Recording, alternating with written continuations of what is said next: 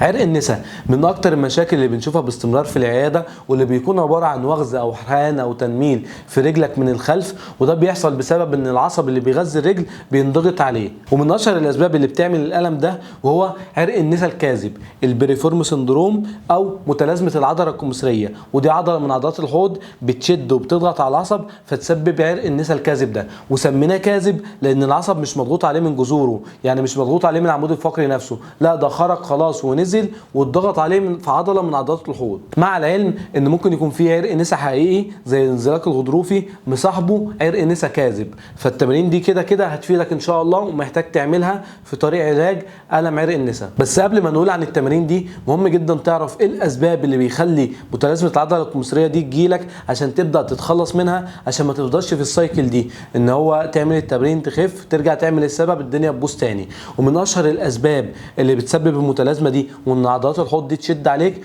وهي الجلوس لفترات طويله. الناس اللي بتقعد على المكاتب لفترات طويله جدا، الناس اللي بتقعد على طرف المكتب ومتوتره ومتحفزه كده برضو احد الاسباب، الناس اللي بتقعد وهي حاطه محفظه وقاعده طول الوقت على المحفظه ضغط على العضلات برضو احد اهم الاسباب، الناس اللي بتقعد وهي حاطه رجل على رجل برضو احد اهم الاسباب. فالاسباب دي مهم جدا لو عندك عرق نسا انك ما تعملهم. ودلوقتي هقول لكم اهم 3 تمارين تعملهم يساعدوك تتخلص من عرق النسا الكاذب ده خالص ان شاء الله.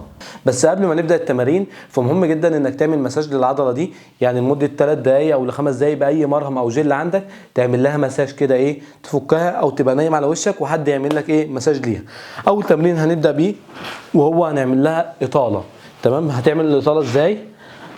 هتبقى نايم على ظهرك كده، وانت نايم على ظهرك وفارد رجلك الاتنين، بتاخد رجلك اللي تعباك ناحيه كتفك التاني وتشد بايدك الاتنين من تحت كده، وتفضل ثابت في الوضع ده نص دقيقه 3 مرات، او تشد من فوق هنا بنفس الوضع ده وتفضل ثابت من نص دقيقه ل3 مرات. انا حاسس بالشد في العضله نفسها اهو.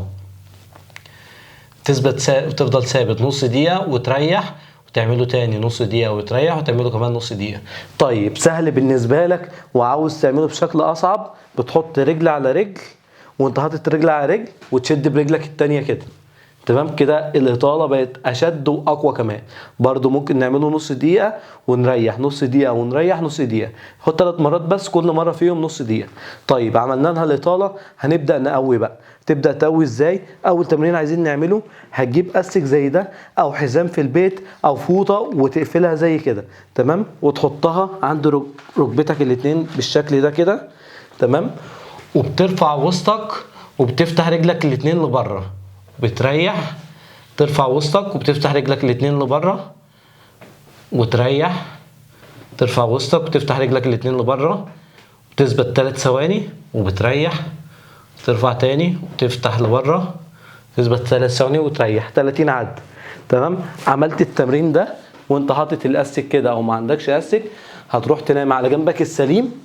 وانت نايم على جنبك السليم مش نص نومه كده، لا انت نايم على جنبك كده كويس، ورجلك على رجلك، الانكل ثابت على الانكل، وركبتك هي اللي هتفتح لفوق بالشكل ده لحد 45 درجه ومنريح، ووسطك ثابت ما يلفش، يعني ما تلفش معاها كده، لا انت ثابت خالص. بنقوي الثبات بتاعك. برضو بنعمله 3 مجموعات، كل مجموعه 10 عدات. تمام، يبقى كده اول تمرين بدأناه هنعمل اطاله للعضله الكمثريه اللي تعباك دي، بعد كده هنقوي الثباتات. تبدا تعمل التمارين دي مرتين في اليوم، مره الصبح ومره بالليل، وهتلاقي نتيجه كبيره جدا وهتدعي لي كتير ان شاء الله. بس وبكده يكون فيديو النهارده خلص، اشوفكم في الفيديو الجاي على خير. السلام عليكم.